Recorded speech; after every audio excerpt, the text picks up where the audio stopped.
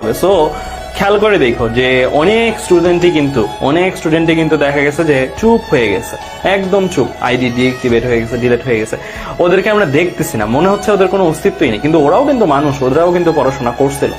So এই যে এই দিনটা আসার আগে বোঝা যায় না যে সামথিং হ্যাপেন্ড, কিছু একটা হয়ে গেছে অ্যান্ড আমি মিস করেছি।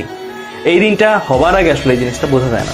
21 ব্যাচের এখন যে কোনো স্টুডেন্টের কাছে তুমি মতামত চাও, সবাই যারা চান্স পাইছে তারা ছাড়া বাকিরা কিন্তু বলবে যে আমিও তো করছিলাম বাট হয় নাই, মানে এইরকম আর কি। তুমি দুইটা টাইপের ওপিনিয়নই পাবা সব সময়, যে কোনো মুহূর্তে স্টুডেন্টদের কাছে ওপিনিয়ন নাও, দুইটা টাইপের ওপিনিয়ন পাবা। একটা টাইপের বলবে যে ভাইয়া আমি যতটুকু কষ্ট করছি তার চেয়ে অনেক বেশি পাইছি, আমি অনেক ভালো পেয়ে গেছি, পজিটিভ কথাবার্তা শুনবে এক জায়গা থেকে।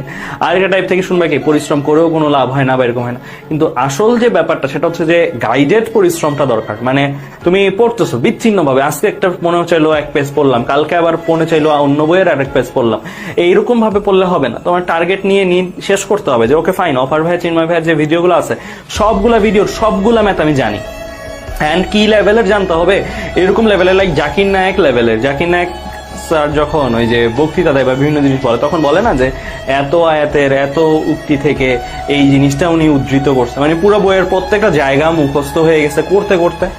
সো সেম জিনিসটা তোমাদের লাগবে, লাইক তোমাদের বলতে পারতে হবে যে অপার ভাইয়ের 3 নাম্বার ভিডিওতে কয়টা ম্যাথ ছিল, অপার ভাইয়ের 3 নাম্বার ভিডিওতে কি কি ম্যাথ করেছে। মানে এটা এমন না যে বসে বসে মুখস্থ করবা, এটা এতবার করবা সো দ্যাট তোমার মুখস্থ হয়ে গেছে, তোমার জানা হয়ে গেছে। মানে আমি কিছু একটা বলছি সেটা সম্বন্ধে এত কনফিডেন্ট না, কিন্তু তুমি কনফিডেন্ট আমার চেয়ে বেশি। ভাই আপনি ওই ভিডিওর এত সময় এই জিনিসটা বলছেন, আমিও হয়তো ভুলে যাবো বাট তুমি মনে থাকবে। এইভাবে যদি তুমি চিন্তা করতে পারো, এইভাবে যদি তুমি যদি আসলে নিজেকে গুছাইতে পারো এখন থেকে, তাহলে মোটামুটি জিতা খেলা। আমাদের একটা ডাউট ছিল, কনফিউশন ছিল, ওকে ফাইন অনলাইনে স্টুডেন্টসরা নিতে পারে কেমন, এর পারে কেমন, এই ডাউটগুলো সম্পূর্ণ দূর হয়ে গেছে 21 ব্যাচের রেজাল্টের পরে। 21 ব্যাচের রেজাল্টের পরে আমরা টু মাচ কনফিডেন্ট আসলে, টু বি অনেস্ট। 500+ স্টুডেন্ট, 1000 স্টুডেন্টও চান্স পাওয়ানো পসিবল, অ্যান্ড অনলাইনেই পসিবল। জাস্ট স্টুডেন্টদের মধ্যে থেকে ওই অনুপ্রেরণাটা লাগবে। এই যে গতকাল যে সেলিব্রেশনটা গুলো হচ্ছে বিভিন্ন গ্রুপে, যে কোনো এডুকেশনাল গ্রুপে যাও, যে কোনো ফ্যামিলিতে যাও, 21 ব্যাচের ক্যান্ডিডেট আছে এরকম ফ্যামিলি গুলোতে দেখবা চান্স পাইছে, যেই সেলিব্রেশন গুলো হচ্ছে এই সেলিব্রেশনটা তোমাদের সময়ও আসবে। একটা দিন অলরেডি লেখা আছে যেদিন তোমাদের সময় জিনিসটা হবে। আমি চাই তোমরা সবাই ওই বিজিতদের দলেই থাকো, মানে তোমাদের যেন ওই আফসোসের দলে না যেতে হয় সেটা আমরা চাই, বিশেষ করে চাই, ঠিক আছে।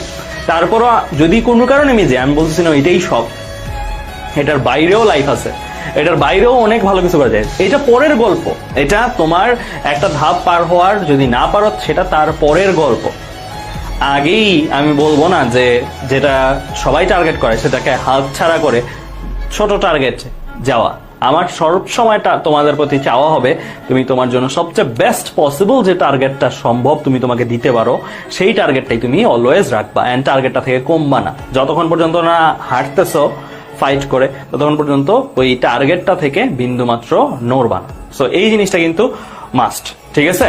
সো এই জায়গাটা থেকে আমি তোমাদেরকে একটু অনুপ্রেরণা দিতে চাইলাম। এন্ড গতকালের যে আমেজ আমাদের মধ্যেও দেখো, আমি গতকাল ঘুমাইনি, আমি গতকাল সারা রাত রেজাল্ট কালেক্ট করছি, সারা রাত রেজাল্ট লিখছি, এতটা অ্যাট্রাক্ট করে। তাহলে তোমাদের লেভেলে চিন্তা করো, তোমাদের রেজাল্ট, তোমাদের ব্যাচের রেজাল্ট। আমি দেখছি 22 ব্যাচের অনেকেও কমেন্ট করছো ঘুমাইতে পারো নাই, জাস্ট সিনিয়র ভাই আপনাদের রেজাল্টের যে উত্তাপ বা রেজাল্টের যে একটা এক্সাইটমেন্ট, সেই এক্সাইটমেন্টের জন্য। তাহলে তুমি চিন্তা করো এই সেম থিংটা তোমার জন্য আসতেছে, অ্যান্ড তুমি কতটুকু তৈরি বা কতটুকু তুমি আসলে প্রস্তুতি নিচ্ছ।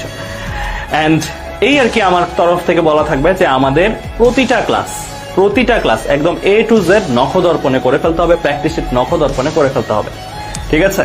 তো যেটা আমরা বুঝলাম এখন পর্যন্ত যে যেখানেই পড়ুক আমাদের কন্টেন্ট গুলো কিন্তু তারা ফলো করছে বিভিন্ন জায়গা থেকেই। সো এই যে কন্টেন্ট গুলো তোমাদের হাতের কাছে অ্যাভেলেবেল থাকার পরেও তোমরা যদি প্র্যাকটিসের সবগুলো শেষ না করো, অ্যান্ড ম্যাথ যদি সবগুলো শেষ না করো তারপরে পরীক্ষা দিতে যাও, তাহলে কিন্তু হাই আফসোস ছাড়া আর কিছুই থাকবে না।